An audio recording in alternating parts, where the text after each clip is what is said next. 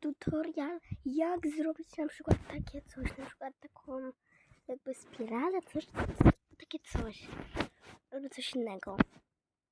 Boże, klikamy sobie w ten plusik, klikamy tu na przykład i tutaj mamy, nie? Więc tak, klikamy tutaj w to, no w to coś, klikamy w to kółko i mamy. Możemy sobie przestawić. No i jak już mamy, to klikamy, jak już mamy, to możemy sobie robić takie na przykład wzorki. Tylko malując. Tylko mi tutaj trochę nie wyszło. Ale taki tutorial. Mam nadzieję, że Wam się spodoba. Pa! A, i to jest w Peace Paint X.